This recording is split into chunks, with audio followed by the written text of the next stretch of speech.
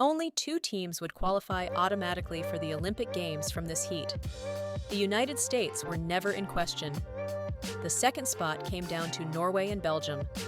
2 programs with completely different relay philosophies and roughly equal collective speed on paper. Norway built their squad around 400-meter hurdlers. Belgium brought flat sprint depth. Josephine Eriksson, Amelie Uel, Astrid Erstad, and Henriette Jaeger lined up against Hannah van Kamp and Helena Ponette in what the coaches in the stands already knew would be decided in the final exchange zone. Watch the second leg handoffs carefully from the gun. They tell you some shots in the men's call room as their 4x400 meter runners get ready, but it will be the final heat of the women's 4x400 meters to come next. We see Portugal go through. Norway, Nigeria were due to be in this heat, by the way, but Nigeria are not starting. USA quartet just going through. Kinera Hayes, Bailey Lear, Nassau Robinson and Alexis Holmes. Belgium, again, would expect them to be pretty strong. Brazil in 3. So Nigeria did have a team entered in this women's 4x400 meters, but for whatever reason, they are not starting. They didn't declare any team names earlier on, and are not on the start line. But USA in this one, Daphne, Alexis Holmes, she's been a regular anchor runner for them at major championships. Obviously, we won't talk about the Femke Bol, Alexis Holmes coming together, which will remind you of less impressive Dutch times, but she was, of course, who was the athlete when Femke Bol fell? Well, it was Alexis Holmes. It was the one who was keeping the pressure on. Yeah, she ran a really good race in that moment because she pushed Femke that much that she fell down. But that's the hardest part of the 400 meters. But she is a very big talent as well. They were actually disqualified in the world final, the Americans, for a baton infringement in a 4x400 meters, which you don't see that often. You see the likes of Kendall Ellis. In fact, Kendall Ellis ran earlier on. Kinera Hayes in this one, the 2017 World Championship relay gold medalist. Alexis Holmes also in good form this year, 50.24. There's another in-form athlete. That's Henriette Jaeger of Norway, who'll be going on the anchor leg for them. A few final thoughts for Karina Vanessa of Portugal. And their third leg runner, Juliana Guerrero. Mentioned Norway. We've got hurdler Amelie Uel just in the background there in their team as well. Henriette Jaeger, I mentioned she's in good form. She's the number 7 ranked European this year. With her 51-second clocking. And there is from the USA, Nassau Robinson, who will go on the third leg for them. So we look at the other athletes that the US have got here. Kendall Ellis we saw earlier on. This is pretty much nearly their strongest available women's quartet from those who were entered anyway. We had Kendall Ellis in. Kinera Hayes, as I say, a World Relay Championship gold medalist from 7 years ago. Bailey Lear standing by on the second leg for them. So the final tickets to Paris to be contested. Only 5 teams in this one, with the withdrawal of Nigeria. Just to say, by the way, Nigeria, because they don't start today, that also means they can't start tomorrow.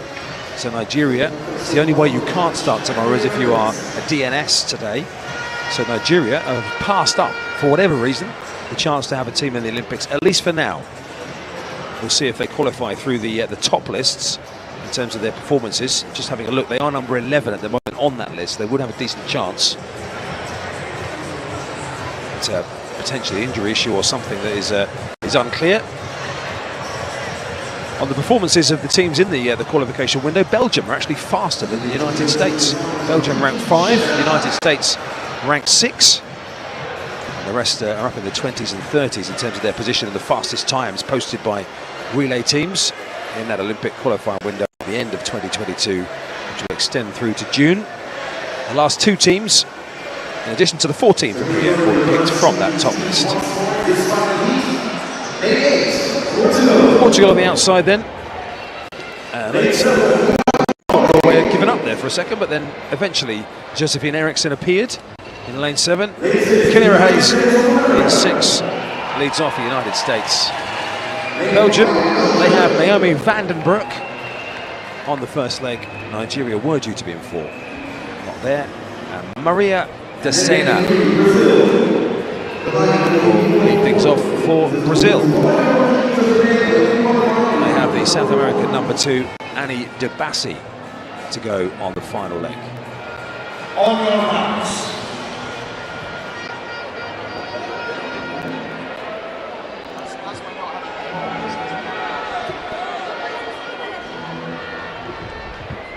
Five teams chasing 2 spots for the Olympic Games in the last heat of Olympic qualifying round 1 for the women's 4x400 meters.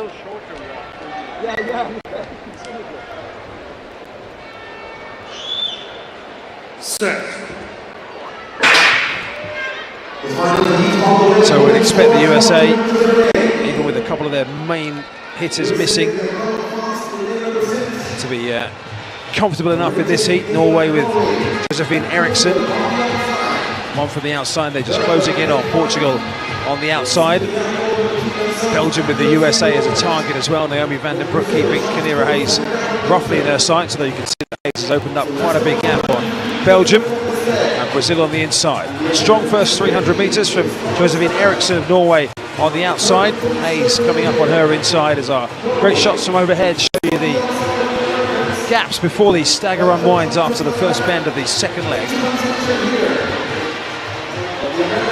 Norway, USA and Belgium, Van den Broek finishing strongly. And Belgium maybe just got the baton in the hand ahead of Norway on the outside.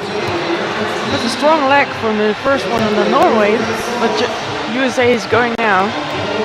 And Belgium is coming closer, because the first leg was really difficult for Belgium as well, because you saw she was on a very small step, but now she can make it a little bit closer. So the second leg for the USA, Bailey Lear at the moment in pursuit. Down the back for Belgium is Hannah Kless, and for Norway is their hurdler Amelie Yule. Again, those 3 are away from the rest here, and away from Brazil and from Portugal. That is the complete list of 5. So this one is going to come down to the second half of the race. USA, Naasha Robinson is about to take the baton for them. Belgium, it will go into the hand of Lieve Schoenmaker. And for Norway, it's Astrid Ertsgaard who takes it on. And even just in the last throws of that previous leg, Norway picked up 5 meters or so in the changeover, but Belgium have quickly closed that down. The eyes are on the second and third battle here, Daphne. There's the battle, because you see USA is making a big gap, but it will be a really nice one between Norway and Belgium, because you see they are both relaxed in this moment, so they don't push each other. Just stay relaxed and wait for the last 100 meters. Then at that moment you can push it.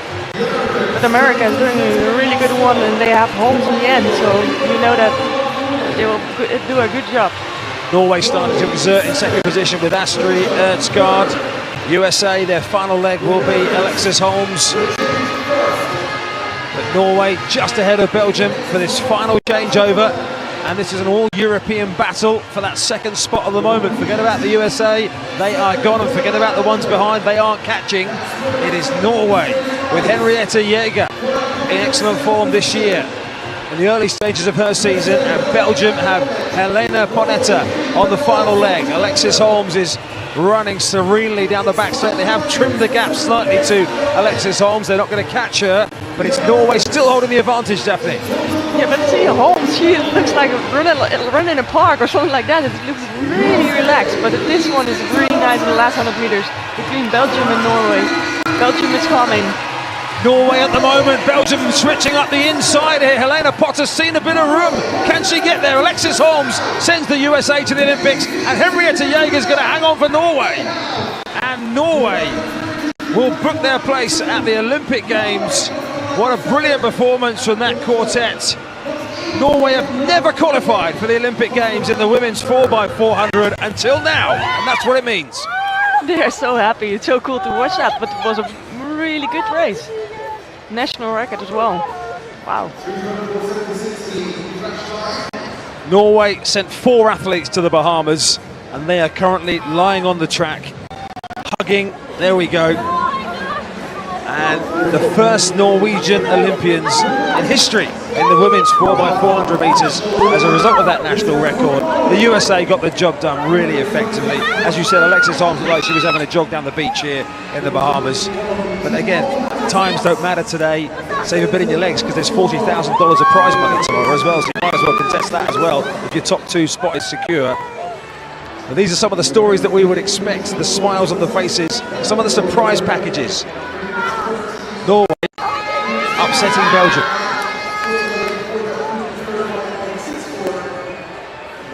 So let's look back at some of the key moments here. As you can see, it was very tight between Belgium and Norway. Norway always had that advantage by a few meters, and that never changed as we see Robinson to Holmes.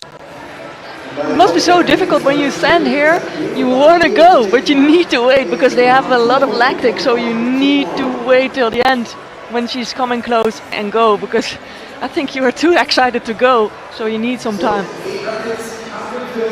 Well, Alexis Holmes saving plenty in her legs there to get the USA across the line, but we just saw Jaeger. I don't know if she was drifting out, thinking she was trying to make it more difficult for Ponetta to have to run around her, but she actually left enough of a gap up the inside that if Ponetta had the legs, she could have snuck through. Yeah, but you see her in her legs, she's still relaxed. Of course, she had the lactic, but she's still pushing and pushing and pushing just to the finish line. The Belgian girl was doing the same, but she, was a little bit more tired, I guess. Well, step by step there, Henriette Jaeger knew she was getting closer to making a bit of Norwegian history. And she and her teammates, Josephine Eriksson, Amelie Juhl and Astrid Erdsgaard, have done exactly that as they take the second spot behind the USA. Belgium, you would expect them probably to be... That is the margin Norway needed to protect over the final 400 meters to make Olympic history. Not a comfortable cushion, not a dominant lead. 3 seconds, with Belgium's anchor closing fast, in a race where second place meant automatic qualification and third meant more anxious waiting. That is the number this race turned on. By the end of this breakdown, you will see exactly why Henriette Jaeger was always the right athlete to defend it, and why Belgium's final surge came up just short, despite their anchor being the biomechanically faster closer. The 2024 World Athletics Relays in Nassau were organized specifically for Olympic qualification. Automatic berths went to the top 2 finishers in each heat. The United States arrived as the heavy favorite. The real contest was for second place. Norway entered with a squad built around 400-meter hurdlers, athletes trained to sustain speed under fatigue. Belgium brought raw, flat speed depth. Those two profiles were always going to collide in the final lap. The question was, which one would hold up under qualification pressure? Kiera Hayes opened for the United States and ran a textbook aggressive first leg. She split approximately 51.2 seconds, building a gap of roughly 12 meters over the chasing pack by the first exchange. She covered the first 200 meters in 23.6 seconds, a controlled acceleration that avoided the lactic acid buildup that destroys relay runners in the 3rd and 4th laps. Clean positioning, controlled pace, dominant from the gun. Norway's Josephine Eriksson matched Hayes in tactical intelligence, if not outright speed. Her opening leg came in around 53.1 seconds, but the shape of that run mattered more than the time. Eriksson ran with a high hip position, consistent with hurdling mechanics, which let her maintain a long ground contact through the curve without decelerating. She handed off with Norway in second, already 4 meters clear of Belgium. Belgium's first leg was slower. Their opener split closer to 53.8 seconds, leaving a gap to Norway that would take real effort to close. The Belgians were counting on back half speed. That gamble shaped everything that followed. Bailey Lear extended the American lead through the second leg, splitting approximately 50.8 seconds and pushing the gap past 25 meters. The United States was operating at a different level. Lear's second 200 meters, where glycolytic fatigue typically degrades form, showed almost no technical breakdown. Her knee drive stayed high, arm angle stayed tight at roughly 90 degrees, and stride rate held at approximately 4.6 steps per second through the final 80 meters of her leg. Then came Amelie Juhl for Norway, And this is where the race began to show its real tactical shape. IUL is primarily a 400-meter hurdler. Her competitive profile is built around managing lactate across one full lap of combined stride and clearance effort. In a flat relay context, that background produces a specific kind of runner, one who does not peak early, does not fade badly late, and maintains stride efficiency at 85 to 90% of maximum velocity, even when acutely fatigued. IUL split approximately 52.4 seconds. That time undersells what she actually achieved. Belgium's second leg runner, Hannah van Kamp, ran 51.9 seconds, half a second faster. But Van Kamp closed only 2 meters of Norway's lead, rather than the 4 meters she needed. The reason was exchange mechanics. Norway's handoff from Eriksson to UL was clean, losing less than 0.3 seconds in the transition zone. Belgium's exchange was slower, closer to 0.5 seconds of velocity loss, which absorbed most of Van Kamp's speed advantage before it could translate into ground gained. Here is the part that does not make intuitive sense. The slower individual split won that leg's tactical battle. Relay racing measures net displacement, not individual velocity. A runner who splits 52.4 with a clean exchange beats a runner who splits 51.9 with a compromised one. At the third exchange, Norway held approximately 3 seconds, roughly 20 meters, over Belgium. Astrid Erstad took the baton for Norway. This was the real vulnerability in Norway's lineup. Erstad was the least experienced relay runner of the four, and Belgium's third leg was designed to apply maximum pressure exactly here. The question was whether Erstad could hold form long enough to deliver Jaeger a workable lead. She split approximately 53.6 seconds, slower than Belgium's third leg, which came in around 52.7 seconds. Belgium closed to roughly 10 meters, not enough to take second place, but enough to make the final lap a genuine contest. What this race makes clear is that relay success at the Olympic qualification level is almost never about having 4 fast individual runners. It is about having 4 runners whose fatigue profiles match the demands of their specific leg. Norway built a team of hurdler types who metabolize race stress differently from flat sprinters. Belgium built a team with more raw speed. Under qualification pressure, the Norway model proved more resilient, not because their athletes were faster, but because their preparation for high-intensity lactic effort ran deeper. Jaeger took the baton with approximately 10 meters on Helena Panette. The margin was enough, barely. Jaeger's anchor split was approximately 50.8 seconds, her best relay performance to that point in the season.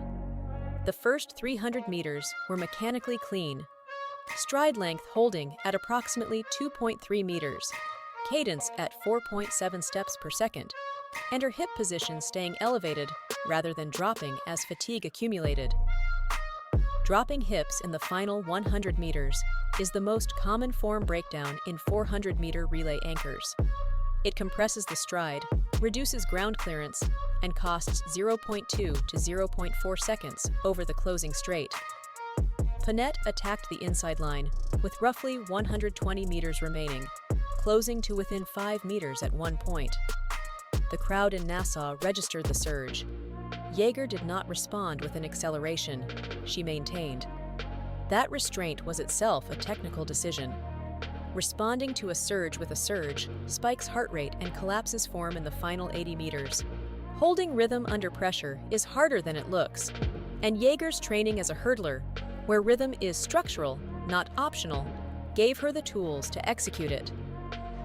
Norway crossed the line second in 3 minutes, 26.89 seconds, a new national record. The United States won in 3 minutes, 24.76 seconds. The margin between Norway and Belgium at the finish was 1.2 seconds. Significant in relay terms, almost nothing in terms of how the race felt from the third exchange onward. What this race teaches is straightforward. The 4x400 relay rewards physiological depth over peak speed. Teams that recruit hurdler types gain athletes whose lactate management under sustained high-intensity effort is structurally more robust than flat sprinters of equivalent or greater speed. Exchange mechanics compress or expand individual speed advantages by 0.2 to 0.5 seconds per handoff. Over 4 exchanges, that is a potential swing of 2 full seconds before a single runner has taken a step. Anchor leg composure under pursuit pressure is also a trainable skill, not a personality trait. Jaeger demonstrated that holding form when a rival closes is as real a competitive advantage as any split time. Norway made their first Olympic women's 4x400 relay team. The system they built, hurdler profiles, clean exchanges, fatigue-resistant pacing, was not an accident. It was a blueprint. If you want to understand how exchange mechanics work at the technical level across different relay disciplines, that breakdown is next. Subscribe so you do not miss it, and drop a comment. Do you think hurdler profile relay teams will start dominating the 4x400 at the Olympic level, or is flat sprint depth still king?